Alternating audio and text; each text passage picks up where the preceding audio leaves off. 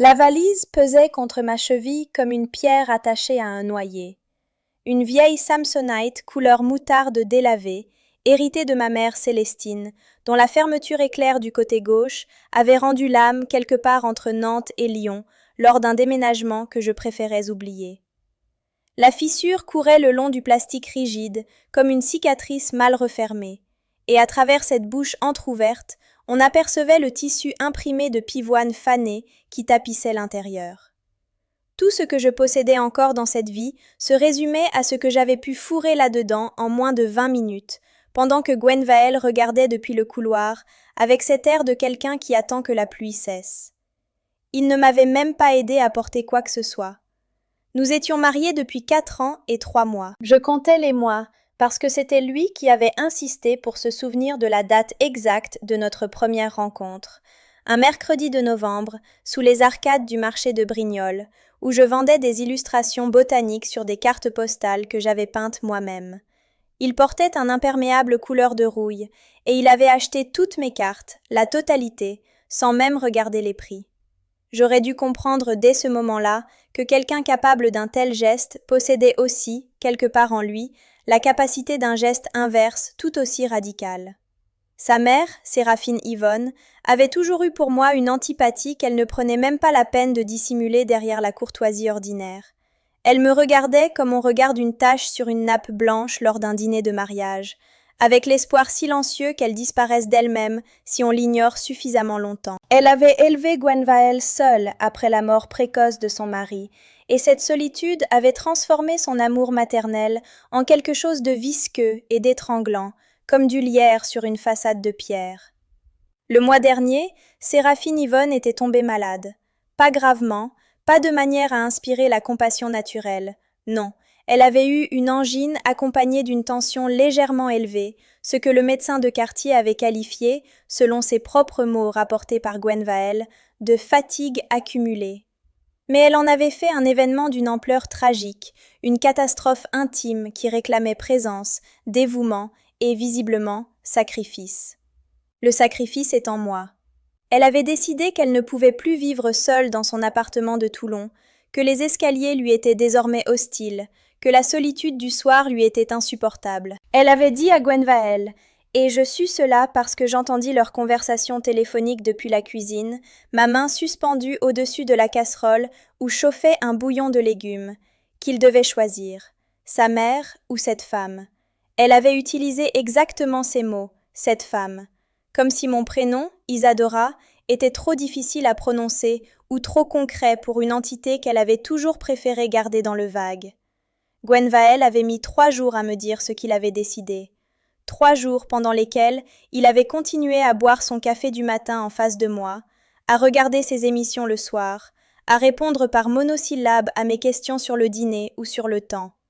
3 jours d'une normalité de surface aussi fragile et trompeuse que la glace fine sur un lac de montagne en mars. Et puis, un samedi matin gris, avec une lumière de ciel d'ardoise qui entrait par les volets à demi ouverts, il m'avait dit que ça ne fonctionnait plus entre nous, que peut-être ça n'avait jamais vraiment fonctionné.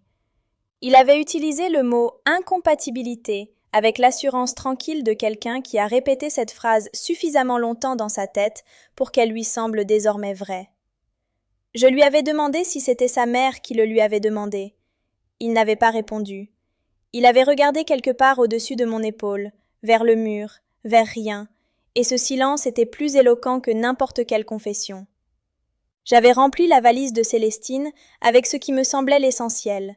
Mes carnets de croquis, 3 robes, les lettres que ma mère m'avait écrites avant de mourir, un flacon d'eau de parfum presque vide qui sentait le muguet et la résine de pin, et les quelques économies que j'avais accumulées sur un compte que Gwenvael ne connaissait pas. J'avais appris à tenir ce compte secret non par méfiance initiale, mais par un instinct de survie que je n'avais pas su nommer avant ce matin-là. Et maintenant j'étais là, sur ce trottoir de la rue des Irades, à Toulon, en plein vendredi de novembre, avec un ciel qui n'arrivait pas à décider s'il voulait pleuvoir ou non, et cette valise fissurée à mes pieds, et l'absence totale d'un endroit où aller. Mon amie Tiphaine habitait Bordeaux depuis 2 ans. Ma cousine Ondine était partie au Canada. Il y avait bien Maëlys, Mais Maëlys avait 2 enfants en bas âge et un appartement trop petit, et l'idée de frapper à sa porte avec ma misère en bandoulière me retournait l'estomac. Je regardais mon téléphone sans vraiment le voir, sans vraiment savoir à qui écrire, quand la voiture s'est arrêtée. C'était une Bentley Continental noire, d'une génération récente, avec des jantes qui reflétaient la lumière blafarde du trottoir comme des miroirs polis. Elle s'est immobilisée avec la précision silencieuse des voitures qui coûtent assez cher pour que même leur moteur ait appris la discrétion. La vitre côté passager avant a glissé vers le bas sans bruit. L'homme assis derrière le volant avait environ 60 ans, peut-être un peu plus. Cheveux gris-argent, coupés courts, avec cette rigueur de quelqu'un qui n'a jamais négligé les détails. Un costume sombre, une cravate couleur de prune mûre. Un visage aux traits anguleux, marqué par quelque chose que je ne sus pas immédiatement identifier. Ce n'était pas la fatigue, ce n'était pas la sévérité ordinaire. C'était quelque chose de plus proche du chagrin contenu, de la retenue longtemps exercée. Il me regarda une seconde, pas plus, et dit « Ton père t'attend ». Mon cœur s'est figé dans ma poitrine comme un objet qu'on lâche et qui reste suspendu une fraction de seconde avant de tomber. Mon père était mort quand j'avais 7 ans. C'est ce que ma mère Célestine m'avait dit. Un accident de voiture sur la route nationale entre Marseille et Aix, un soir de juillet, pendant une tempête de Mistral. Elle avait montré une lettre, une fois, il y avait longtemps. Je n'en avais vu que l'enveloppe, jamais le contenu. Elle avait dit qu'il y avait aussi un acte de décès, qu'il était dans une boîte quelque part, qu'elle ne pouvait pas la rouvrir parce que ça lui faisait trop de mal. Je n'avais jamais insisté parce que je voyais bien que le sujet lui coûtait quelque chose de réel. Et parce que les enfants croient leur mère. C'est la règle non écrite de l'enfance.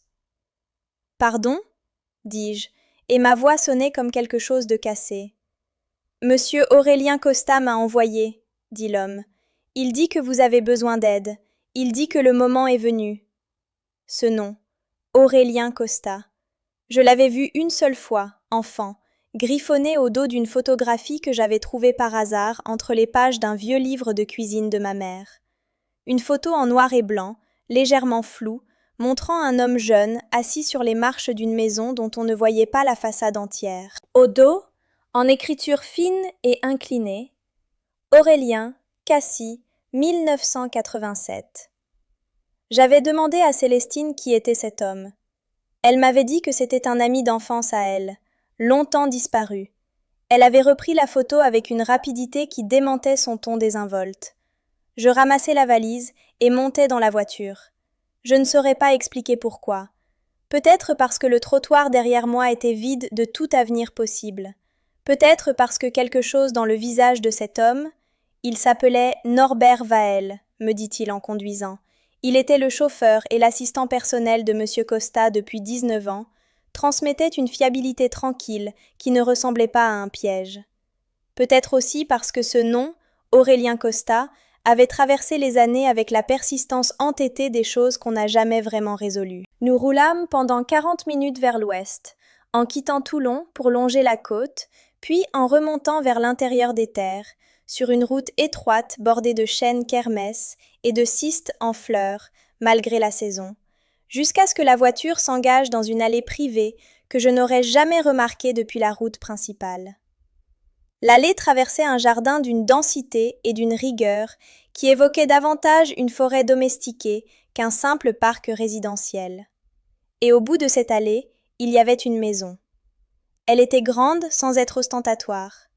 Bâtie en pierre blonde locale, avec des volets gris-bleu et une terrasse couverte de wisteria dont les grappes avaient depuis longtemps perdu leurs fleurs d'été, mais dont les tiges ligneuses s'entortillaient avec une vigueur architecturale. Une maison qui avait visiblement poussé avec le temps, qui avait absorbé des ajouts et des remaniements successifs comme un arbre absorbe les greffes, jusqu'à former quelque chose d'organique et de cohérent. Norbert Vael ouvrit ma portière sans rien dire. Aurélien Costa m'attendait dans un salon dont les fenêtres donnaient sur un bassin rectangulaire où nageaient des carpes aux écailles couleur de bronze ancien. Il était assis dans un fauteuil, et il se leva en m'entendant entrer avec une lenteur que je compris ne pas être de la condescendance, mais de la douleur physique. Il portait une canne appuyée contre l'accoudoir, et son genou gauche se pliait avec précaution. Il avait 63 ans, appris-je plus tard. Mais il aurait pu en avoir 10 de plus ou 10 de moins. Ce genre de visage qui refuse les catégories. Il était grand, les épaules encore larges malgré quelque chose d'amaigri dans le cou, avec des yeux d'un brun très sombre qui me regardèrent de la même façon que je regardais parfois mes propres illustrations quand j'en terminais une, avec une attention à la fois méticuleuse et chargée d'une émotion impossible à nommer avec précision. Il dit « Isadora ». Ce n'était pas une question. C'était une constatation, presque douce, comme si ce prénom était quelque chose qu'il avait porté longtemps dans une poche et qu'il sortait maintenant à la lumière. « Vous me connaissez, dis-je. Ce n'était pas une question non plus. »« Je t'ai cherché pendant 16 ans, dit-il. Assieds-toi, je t'en prie. Il y a beaucoup de choses que tu mérites de savoir, et peu d'entre elles sont simples. » Il ne me dit pas qu'il était mon père, pas encore. Il me fit d'abord apporter du thé par une femme prénommée Joëlle, silencieuse et efficace, qui disparut aussi vite qu'elle était apparue. Il me laissa tenir la tasse, sentir la chaleur à travers la porcelaine, reprendre un peu de consistance. Et puis il parla. Il me parla de Célestine, ma mère, qu'il avait connue à Cassis en 1986, quand elle était étudiante en biologie marine et lui travaillait dans l'import d'équipements industriels pour une société que son propre père avait fondée. Il me parla de leur histoire courte et intense, brûlée à ses deux extrémités, comme une bougie qu'on allume par erreur des deux côtés. De la grossesse que Célestine lui avait annoncée en même temps qu'elle lui annonçait qu'elle partait, qu'elle avait peur de lui, de son milieu, de l'argent des costas qui avalaient tout ce qui l'approchait, de devenir quelque chose qu'elle ne voulait pas être. Il ne la blâma pas. C'était la chose la plus étrange. Il parlait d'elle sans ressentiment, avec une douleur ancienne, mais sans colère. Il me dit qu'elle lui avait envoyé une lettre, 6 mois après notre naissance, lui disant que j'étais morte. Mort-née, à 7 mois. Qu'il avait cru cela pendant des années, pendant toutes ces années où j'avais moi-même cru qu'il était mort. 2 fantômes se cherchant sans le savoir, dans le négatif d'une histoire que quelqu'un d'autre avait réécrite. Ce quelqu'un d'autre était la propre mère d'Aurélien, Hortense Costa, que je n'aurais jamais l'occasion de rencontrer puisqu'elle était morte 3 ans auparavant. C'était elle qui avait convaincu Célestine de disparaître avec de l'argent, beaucoup d'argent, en échange de son silence définitif. C'était elle qui avait écrit la lettre annonçant ma mort, en imitant l'écriture de Célestine, lettre qu'Aurélien avait retrouvée dans les papiers de sa mère après sa mort, avec d'autres preuves de cette transaction froide et méthodique. Je l'écoutais sans l'interrompre. Je regardais les carpes dans le bassin à travers la fenêtre, leurs mouvements lents et souverains dans l'eau verte, et j'essayais de réorganiser ma vie autour de cette nouvelle architecture. Célestine était morte 2 ans auparavant, emportée par un cancer du poumon en 7 mois, trop vite pour que j'aie pu lui poser les questions que je n'aurais pas su formuler avant ce jour. Elle avait accepté l'argent d'Hortense Costa. Elle avait menti pendant toute ma vie. Et en même temps, elle m'avait aimé avec une intensité que je n'avais jamais mise en doute une seconde. Les deux choses étaient vraies simultanément, et je n'avais pas les outils pour les réconcilier. Peut-être n'avais-je pas à les réconcilier. Peut-être que la vie réelle ressemble à cela, des contradictions qui coexistent sans jamais se dissoudre, comme des pigments de couleurs opposées dans le même verre d'eau, qui s'évitent et se mélangent en même temps sans jamais choisir tout à fait. Aurélien me montra les documents, la lettre dans la fausse écriture de Célestine, les relevés bancaires montrant le virement à un compte au nom de Célestine d'Orzeval, mon nom de jeune fille, des photos de moi que quelqu'un lui avait envoyées anonymement il y a 3 ans, une série de photographies de moi dans les rues de Brignoles, prises à distance, floues et précieuses, avec au dos seulement une adresse e-mail dont le compte avait été supprimé peu après. Il avait mis 1 an et demi à remonter jusqu'à moi depuis ces photos. Norbert Vael avait trouvé ma trace à Toulon il y a 6 mois. Il m'avait observé, attendu le bon moment, cherché la manière de me contacter sans me terroriser. Et puis ce matin, Norbert avait vu Gwen Vael déposer la valise dans le couloir, et il avait compris que le moment était venu. « Tu n'es pas obligé de rester, » dit Aurélien. « Tu n'es pas obligé de me croire, ni d'accepter quoi que ce soit de tout cela. Je voulais seulement que tu saches. » Je restais. Pas ce soir-là seulement. Je restais 1 semaine, puis 2, puis le temps perdit de sa linéarité habituelle. La maison avait une bibliothèque dont je tombais amoureuse avec la précipitation un peu intense des grandes solitudes tardives. Joël m'apprit qu'il y avait un atelier en pierre au fond du jardin, autrefois utilisé pour le travail du bois, inoccupé depuis des années, dont les fenêtres au nord donnaient une lumière constante et froide, parfaite pour peindre. Aurélien n'en fit pas une invitation, il me remit simplement la clé, sans commentaire. Nous apprîmes à nous connaître avec la prudence de deux personnes qui ont failli ne jamais se rencontrer et qui mesurent chaque instant de cette rencontre tardive avec une conscience aiguë de tout ce qui l'a précédé. Il y avait entre nous une ressemblance que je découvrais progressivement, avec une sorte d'émerveillement incrédule. La même façon de tenir un stylo, la même habitude de regarder par la fenêtre avant de répondre à une question difficile, le même goût inexpliqué pour la couleur des pierres mouillées par la pluie, cette nuance indéfinissable entre le gris et le mauve que je n'avais jamais su nommer correctement. Pour Gwenvael, je ne ressentis pendant longtemps qu'une anesthésie tranquille, comme si ce chapitre avait été refermé de l'extérieur par une main que je ne reconnaissais pas encore comme la mienne. Ce fut seulement 6 semaines plus tard, un soir de pluie dense où l'atelier sentait la térébenthine et l'humus du jardin mouillé, que quelque chose se dénoua dans ma poitrine. Je ne pleurais pas pour lui, je pleurais pour la version de moi qui avait cru, pendant 4 ans, que cet homme regardant au-dessus de son épaule vers le mur était une destination et non un passage. Le lendemain, je commençais une nouvelle série d'illustrations botaniques. Non pas sur des cartes postales cette fois, mais sur des grands formats, de l'encre et de l'aquarelle sur du papier épais couleur d'ivoire ancien. Des plantes que j'avais appris à identifier dans le jardin d'Aurélien avec l'aide d'un vieux guide botanique que j'avais trouvé dans la bibliothèque. La ciste de Montpellier, la fraxinelle aux fleurs couleur de flamme pâle, l'arbre de Judée dont les gousses persistaient longtemps après la floraison. Des choses qui résistaient à l'hiver sans disparaître tout à fait.